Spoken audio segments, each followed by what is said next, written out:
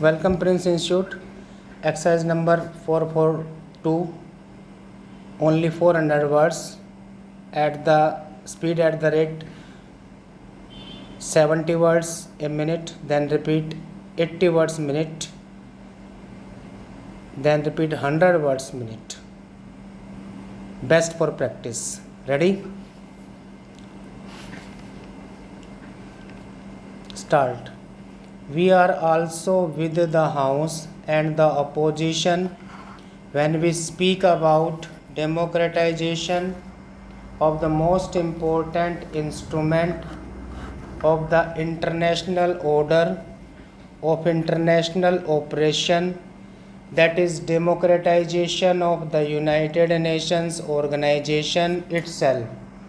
Of course, in the context of democratization of the UN questions such as expansion of the Security Council, which is supreme as it were the executive organ of the United Nations, is important, but no less important, as has been pointed out on more than one occasion over the last couple of days, is the question of having an international order which addresses itself to regional, local problems or otherwise in a non-selective manner, in a manner that is based on international legality and in a manner which cuts across the globe and deals with situations on merit and law, as I have said, on well-established principles of justice and equity. Sir, the debate has established this consensus and indeed this unanimity of views on the relevance of the non-aligned movement. The non-aligned movement was never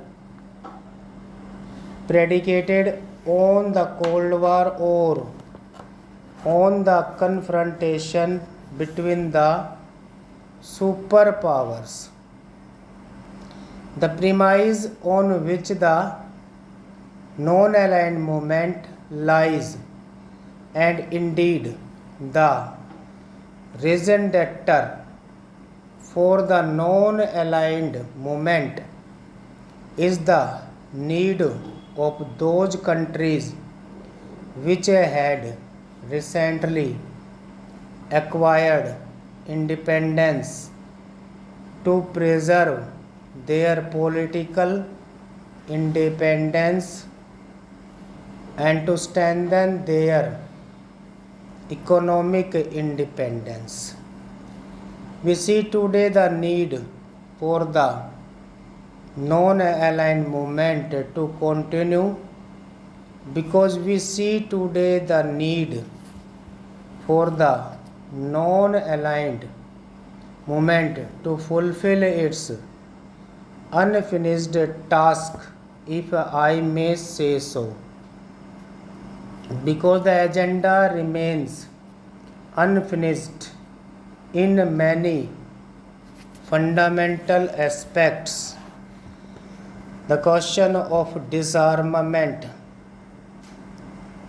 the question of development, the question of environment, and not the least of all, the question of economic and social progress and prosperity. As we see it today, the end of the East-West confrontation and the new collaborative relationship between the two superpowers or the two former superpowers, and indeed the era of collaborative relationship that has now arisen among all the great powers is very much welcome by itself. But then we must be alert to the danger of a sharper north-south divide in the absence of corrective action. In our view, the South should not be marginalized in the international fora when major political and economic decisions are made. Therefore, it is in this context of what I have said that the non-aligned movement, the principles of non-aligned movement, the reason data of non-aligned movement continues, and the need for non-aligned movement to be as strong and as effective as before still remains. Stop.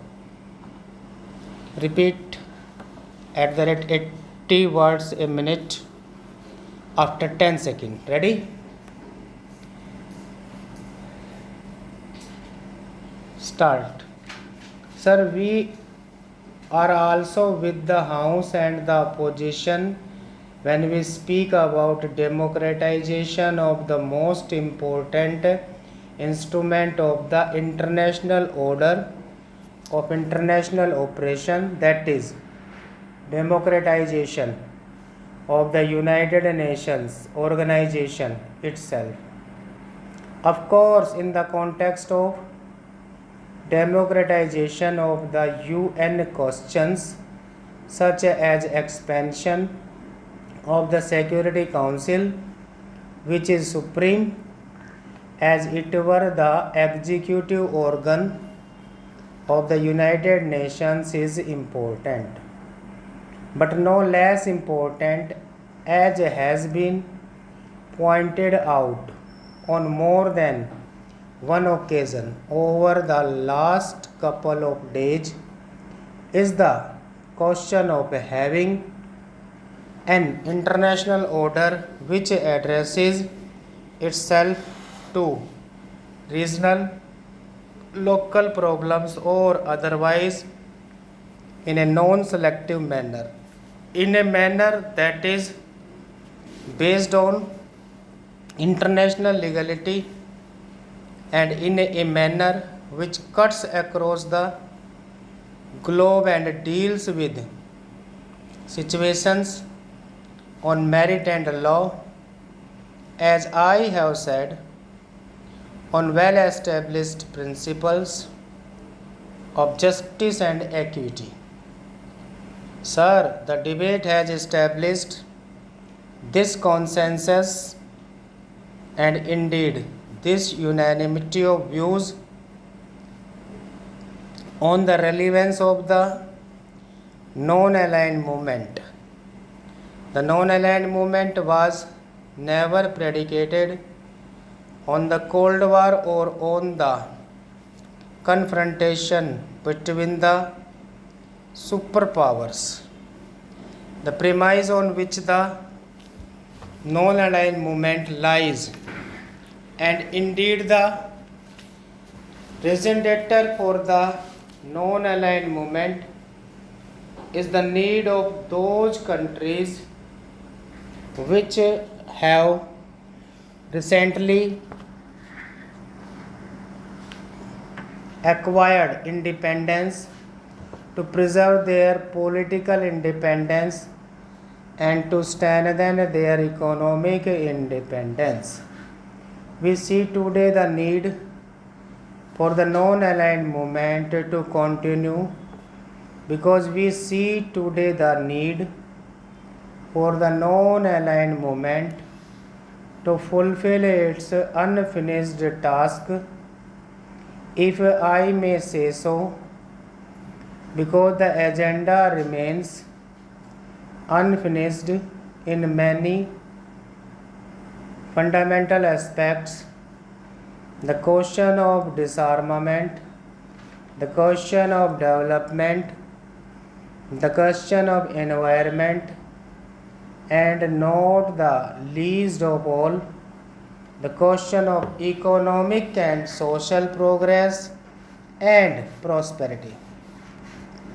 As we see it today, the end of the East-West confrontation and the new collaborative relationship between the two superpowers of or the two former superpowers, and indeed the era of collaborative relationship that has now arisen among all the great powers is very much welcomed by itself. But then we must be alerted to the danger of a sharper north-south divide in the absence of corrective action. In our view, the South should not be marginalized in the international fora when major political and economic decisions are made. Therefore, it is in this context of what I have said that the non-aligned movement, the principles of non-aligned movement, the reason data of non-aligned movement continues, and the need for non-aligned movement to be as strong and as effective as before still remains. Stop. Repeat at the rate 100 words a minute after 10 seconds. Ready? Start. We are also with the House and the opposition when we speak about democratization of the most important instrument of the international order of international operation, that is, democratization of the United Nations organization itself. Of course, in the context of democratization of the UN, questions such as expansion of the Security Council, which is supreme as it were the executive organ of the United Nations, is important. But no less important, as has been pointed out on more than one occasion over the last couple of days, is the question of having an international order which addresses itself to regional, local problems, or otherwise in a non-selective manner, in a manner that is based on international legality and in a manner which cuts across the globe and deals with situations on merit and law, as I have said, on well-established principles of justice and equity. Sir, the debate has established this consensus and indeed this unanimity of views on the relevance of the non-aligned movement. The non-aligned movement was never predicated on the Cold War or on the confrontation between the superpowers. The premise on which the non-aligned movement lies, and indeed the reason data for the non-aligned movement, is the need of those countries which had recently acquired independence to preserve their political independence and to strengthen their economic independence. We see today the need for the non-aligned movement to continue because we see today the need for the non-aligned movement to fulfill its unfinished task, if I may say so, because the agenda remains unfinished in many fundamental aspects. The question of disarmament, the question of development, the question of environment, and not the least of all, the question of economic and social progress and prosperity. As we see it today, the end of the East West confrontation and the new collaborative relationship between the two superpowers or the two former superpowers, and indeed the era of collaborative relationship that has now arisen among all the great powers is very much welcomed by itself. But then we must be alerted to the danger of a sharper north south divide in the absence of corrective action. In our view, the South should not be marginalized in the international fora when major political and economic decisions are made.